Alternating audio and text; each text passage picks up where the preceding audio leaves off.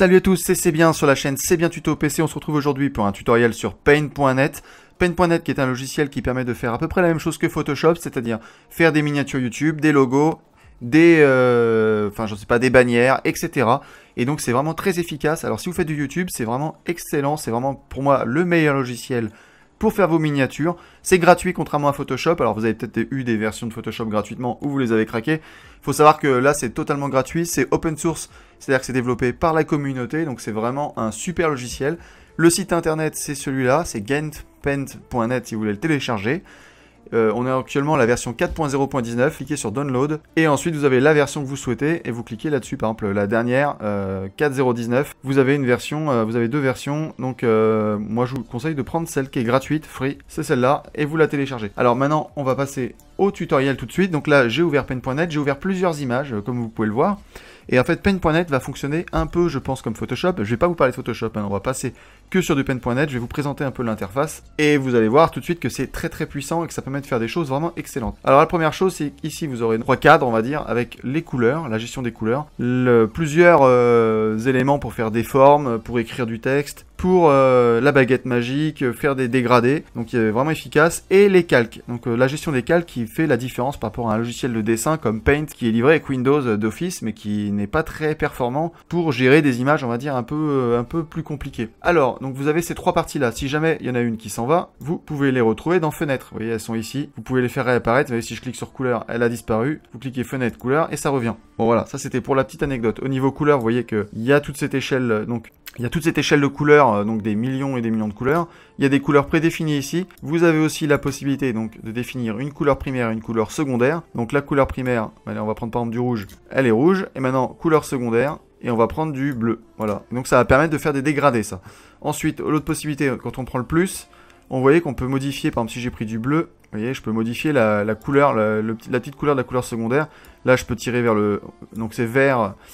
c'est les couleurs primaires, vous pouvez tirer, là je tire vers le noir, là je peux tirer vers le blanc, enfin vous avez plusieurs paramétrages, et là c'est la transparence à gauche, donc là si vous avez tout à gauche, ça devient complètement transparent votre couleur, donc voilà, vous pouvez aussi faire de la transparence. Alors on va maintenant revenir en arrière, je vais revenir sur une couleur secondaire blanche, on va pas s'embêter, on va revenir sur la couleur primaire. Qu'est-ce qu'on peut faire d'autre sur Paint.net? Donc voilà, donc là pour l'instant on va dire que quand vous ouvrez une image, elle devient le fond d'écran, le plan on va dire, ce qu'on appelle le plan, l'arrière-plan. Vous pouvez ensuite rajouter des images par-dessus, donc en rajoutant des calques, donc c'est ce que je vais faire tout de suite, on va rajouter un calque. Alors je vais vous montrer tout de suite, on va rajouter par exemple le calque, on va rajouter, allez, le logo d'OBS, allez hop, on va le rajouter comme ça, copier, donc je retourne sur l'image, vous voyez j'ai bien cliqué sur calque, alors attendez, qu'est-ce qu'il me fait? Voilà, donc là j'ai bien rajouté le calque, donc vous voyez, il n'est pas transparent, c'est un peu le problème, mais vous l'avez rajouté. Alors l'avantage de passer par un calque, contrairement, alors le calque vous pouvez décocher par exemple, voilà, il disparaît, vous le faites réapparaître, l'avantage aussi, je vais vous montrer tout de suite, je peux effacer des morceaux du calque, non je suis sur l'arrière-plan, je suis bête, je vais retourner sur le calque, voilà, si je clique sur le calque, je peux enlever des morceaux sans effacer finalement le fond, l'arrière-plan, donc ça c'est un des premiers avantages. Ensuite, vous pouvez aussi très facilement gérer, donc du coup, la transparence. Donc là, je suis sur mon calque, mais je peux le faire aussi là-dessus. Vous voyez, j'ai un système qui s'appelle baguette magique. Je vais cliquer sur baguette magique. Voilà. J'ai cliqué sur la baguette magique. Ensuite, je vais cliquer sur plus. Je vais mettre la transparence à fond la caisse. Et ensuite, alors, vous pouvez faire soit édition, remplir la sélection, soit vous faites retour arrière avec votre clavier. Donc c'est quand vous supprimez du texte. Donc c'est ce que je vais faire. Alors, je vais faire comme ça, hein, remplir la sélection. Voilà. Et là, comme vous voyez, on a donc mis en transparence. Alors vous voyez, le problème dans la transparence qu'on peut voir là, c'est que les logos, enfin la partie logo d'OBS, la partie centrale est restée, celle-ci est restée opaque, donc d'un blanc gris on va dire, mais ici c'est passé transparent. Donc on va revenir en arrière. Pourquoi c'est passé transparent? Bah, c'est tout simplement une question de tolérance. Donc on va revenir en arrière, voilà, on va recliquer sur la baguette magique. Vous voyez, c'est tout simplement parce qu'il croit que c'est du blanc aussi. Donc comme il croit que c'est du blanc, il va mettre en baguette magique, il va donc mettre en transparence tout ce qui est blanc. Donc vous voyez, là on voit que c'est bien sélectionné, et donc ça c'est un bug, enfin c'est un bug, c'est normal, c'est parce qu'il y a trop de tolérance. Donc on va diminuer la tolérance. Et voilà, c'est bon, là, vous voyez, j'ai diminué un petit peu, j'ai mis à 38%, et donc on voit que là il ne le met plus en transparence. Et à l'inverse, si je mets à 78%, toute la partie centrale devient transparente. Donc ça peut être un choix, hein. Vous voyez là, hop, Si je reviens là, tout est transparent. Il n'y a que le côté noir qui reste, mais tout le reste est transparent. Donc par exemple, si je fais le copier-coller et que je le mets là-dessus, vous voyez, c'est totalement transparent. Voilà, vous voyez, c'est complètement transparent. Voilà, donc ça c'était la première chose. Donc on va l'effacer, on va revenir en arrière. Donc on va encore revenir en arrière, on va diminuer la tolérance, on va essayer de ne pas rendre transparent la partie centrale. Donc on va reprendre la baguette magique. Et cette fois-ci, je vais mettre la tolérance dans les 32%, par exemple. Et là, je reclique gauche, j'efface, et donc on va voir ce que ça donne. Et là, vous voyez, la partie centrale n'est pas effacée. Alors, il peut arriver, quand vous mettez en transparence une image, que les contours ne soient pas terribles. Il y a beaucoup de youtubeurs qui font donc les contours eux-mêmes, qui repassent des contours. Donc là, c'est ce que je vais faire, je vais prendre du blanc. Pas en transparence, évidemment. Et je vais refaire le rond. Donc alors, pour refaire un rond, par exemple, comme sur OBS, il faut essayer de se remettre la souris. Il faut le mettre, on va dire, tout à gauche de l'image, le plus à gauche possible, et le plus en haut possible. Donc je vais essayer de me mettre à peu près là. Ça m'a l'air à peu près bon. On va voir ce que ça donne. Et ben voilà, le rond est fait. Donc là, vous voyez, j'ai tout simplement fait mon rond. Ensuite, je fais copier, donc CTRL-C pour moi, hein, ça va plus vite. Je vais d'abord effacer l'ancien logo. Hop, voilà, mais ça n'efface pas donc l'image. Et je vais faire coller. Et là, j'ai bien mon logo qui est donc ajouté. Donc là, je vous ai montré la transparence et la gestion du calque. On peut rajouter autant de calques qu'on veut, donc notamment si vous voulez gérer du texte, etc. Je vous invite à créer du calque à chaque fois pour éviter si vous effacez quelque chose, d'avoir un impact sur les anciens dessins que vous aviez mis. Donc par exemple, je vais vous montrer. Autre fonctionnalité très importante dans Paint.net, c'est la possibilité par exemple, de faire comme dans les photos quand vous faites en mode portrait, l'arrière-plan est flouté. Ça permet de mettre en avant l'image qui est devant, en fait. Voilà, par exemple, le sujet. Vous le mettez en avant, et l'arrière-plan, vous le mettez en flou, en flouté. Donc, c'est une fonctionnalité qui est tout à fait possible sur Paint.net. On va recliquer sur l'arrière-plan, et ça augmente la lisibilité. Parce que si j'écris du texte avec ça derrière, on va pas bien voir. Donc, on va aller dans Effet, Flou, et je vais faire, par exemple, il y a plusieurs types de flou, on va faire défocaliser. Et voilà, vous avez vu, on a commencé déjà à mettre du flou. Je peux l'augmenter, voilà. Là, c'est vraiment très très flou.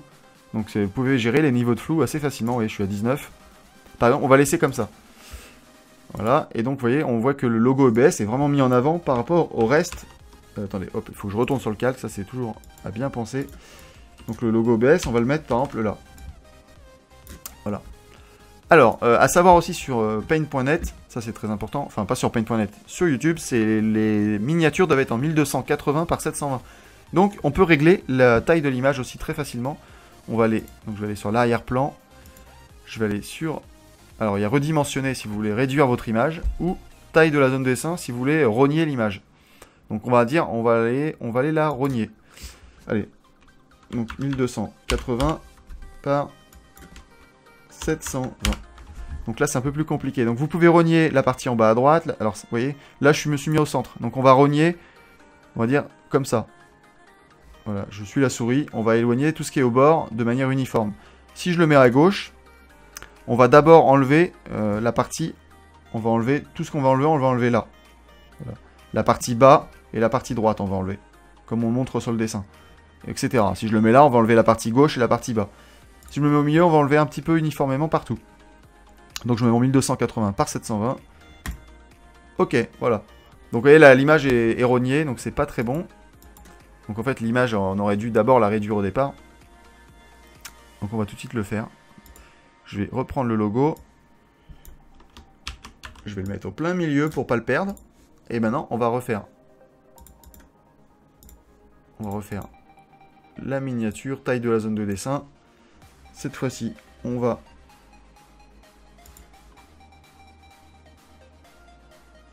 Allez, je vais enlever... On va déjà faire ça, allez. Je vais vous enlever déjà un petit morceau qui sert à rien.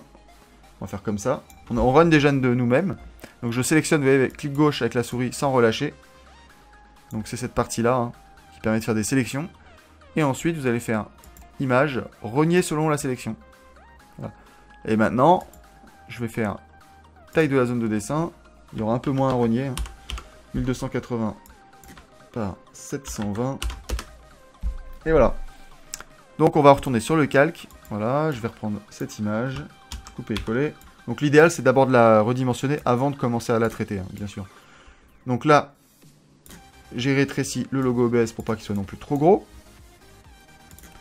Voilà, ensuite maintenant, qu'est-ce qu'on pourrait rajouter d'autre? Donc là j'ai mis un premier, donc je vous ai montré la transparence, on a géré le calque, on a rajouté le flou d'arrière-plan pour donner un peu de style et mettre en avant, on va dire, l'arrière-image, l'image arrière. On peut faire un autre truc, je vais vous montrer, je vais créer un autre calque.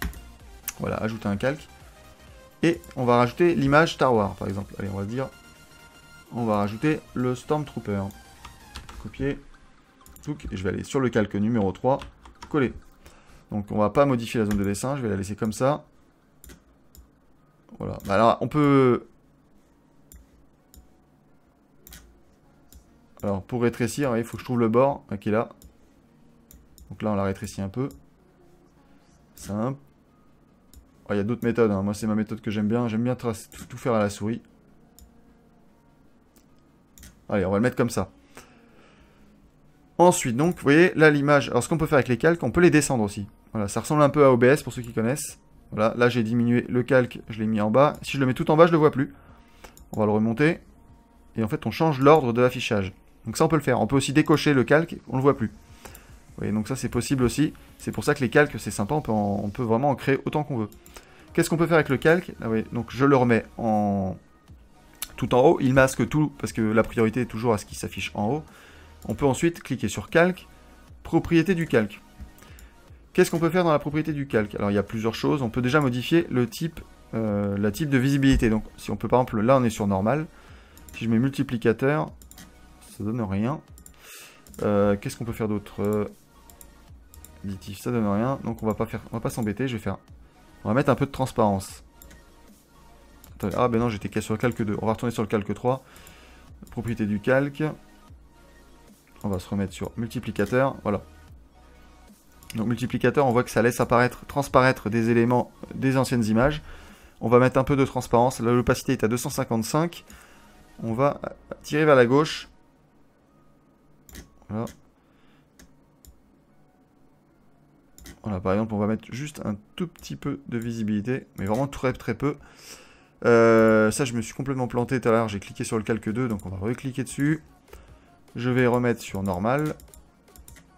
Voilà.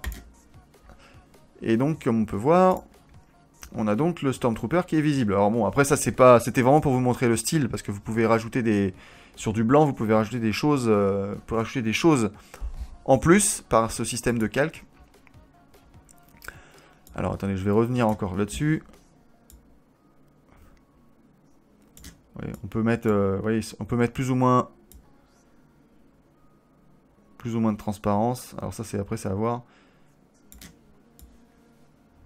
Je vais mettre ça. Et on peut rajouter un petit peu de flou si on veut aussi. Donc je vais mettre un flou et je vais mettre un flou de mouvement. Tiens, flou de déplacement.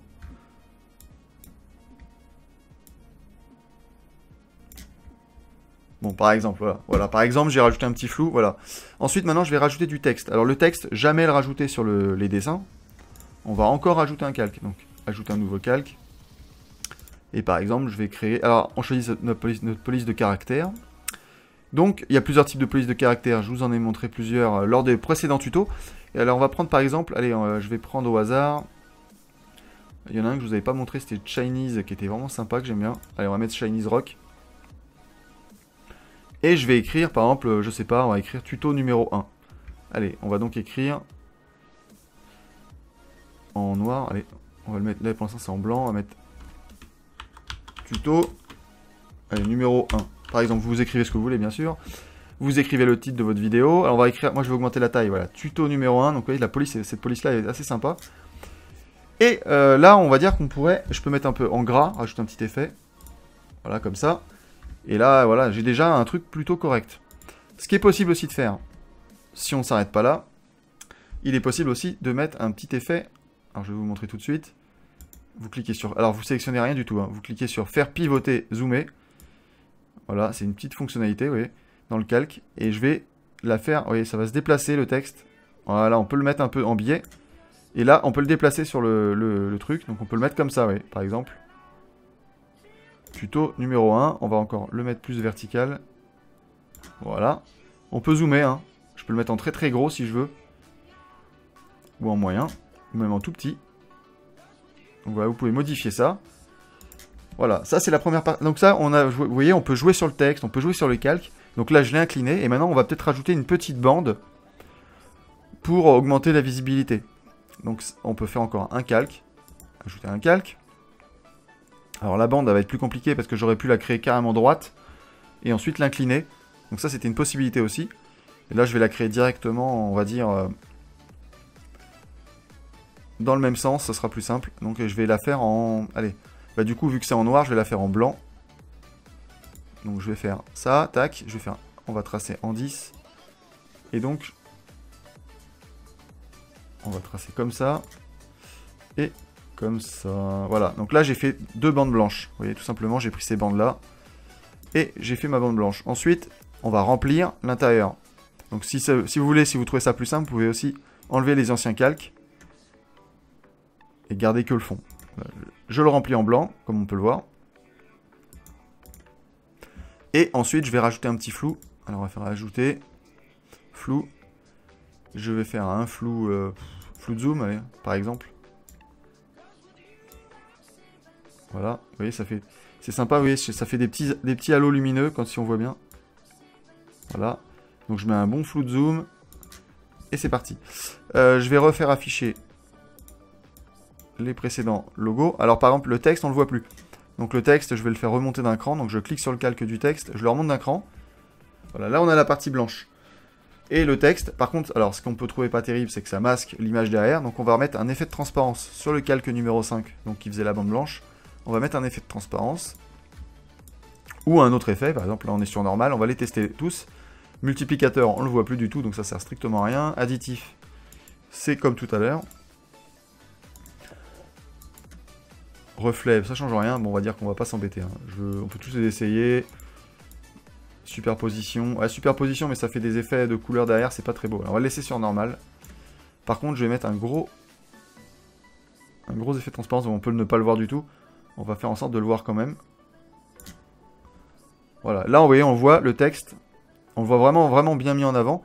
Alors, on peut dire, ah, zut, mon logo d'OBS, il est masqué, enfin, il y a une partie de blanche qui passe dessus. Donc, on va resélectionner le calque numéro 2. Vous allez sélectionner votre OBS. Voilà, vous pouvez y aller franco. Hein. Vous effacez. Donc, moi, je fais CTRL X pour effacer, CTRL V pour coller. Et je le mets un peu plus haut.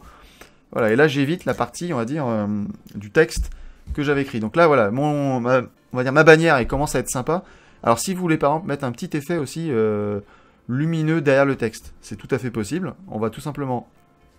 Là, je vais recréer encore un calque. Ajouter un calque. Et cette fois-ci, je vais écrire en jaune. Donc, on va prendre... Je vais écrire en jaune comme ça. Allez, je suis toujours en Chinese Rock, je pense. Voilà. Alors, attends, un jaune. Je vais mettre un jaune pétant pour l'instant. Et on va mettre tuto numéro 1. Oula, tuto numéro 1. Voilà. Alors, ça me le donne comment ça? Ça me le donne comme ça. Je vais le mettre en gras. Il est en gras. Alors, est-ce que c'est... Alors, je vais le mettre à peu près là. Pour l'instant, on s'en fiche, hein, on va dire.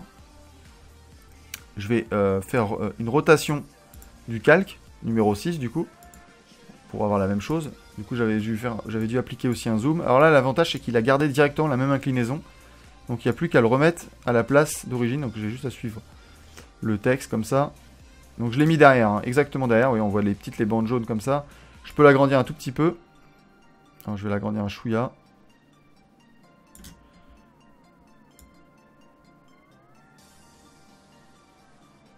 Voilà, bon là, c'est un petit peu plus grand, mais c'est pas grave, je vais le laisser comme ça.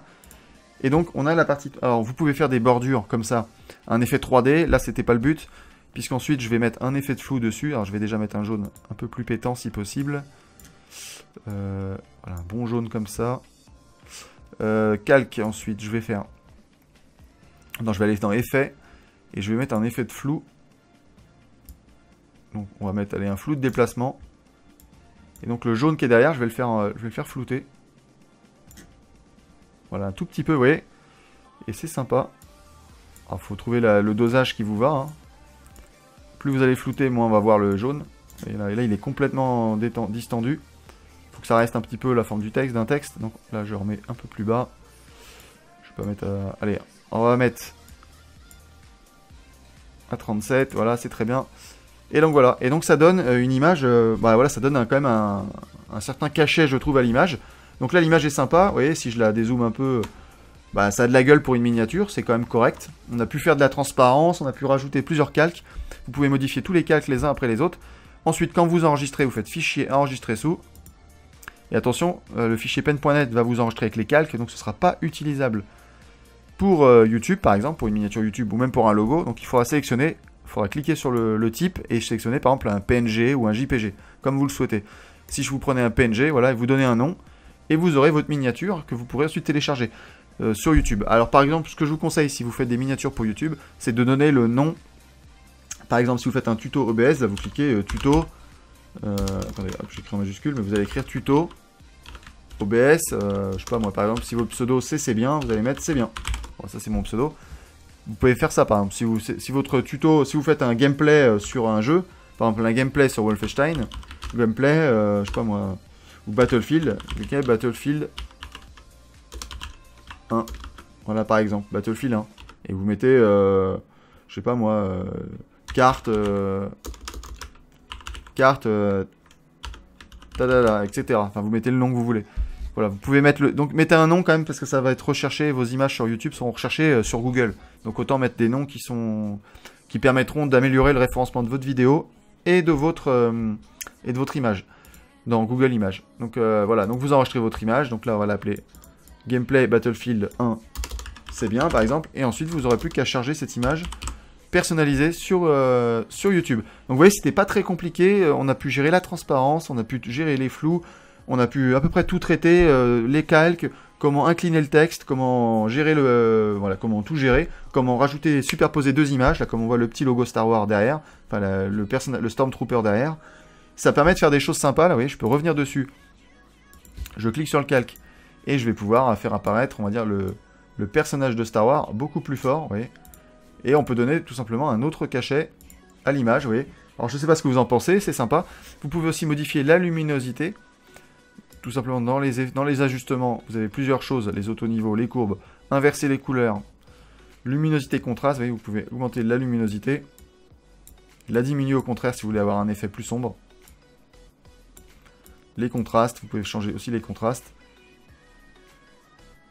Donc ouais, par exemple si je mets les contrastes, ça peut donner un style comme ça, vous voyez, ça peut être aussi un style que vous pouvez aimer, d'avoir ça fait un peu effet bande dessinée là, sur ce cas-là.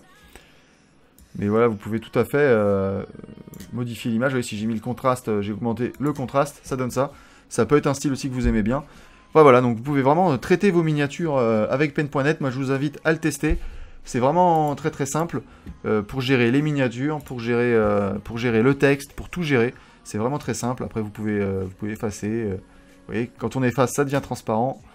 Que dire d'autre? C'est vraiment un très bon logiciel. Donc, je vous conseille de le télécharger. Si vous avez besoin d'aide, mettez-moi en commentaire ce que vous pensez de la vidéo et si vous avez besoin d'aide. C'était C'est bien sur la chaîne C'est bien Tuto PC. C'était un tuto pen.net. Et bien, je vous dis à très bientôt pour une prochaine vidéo. Ciao, ciao.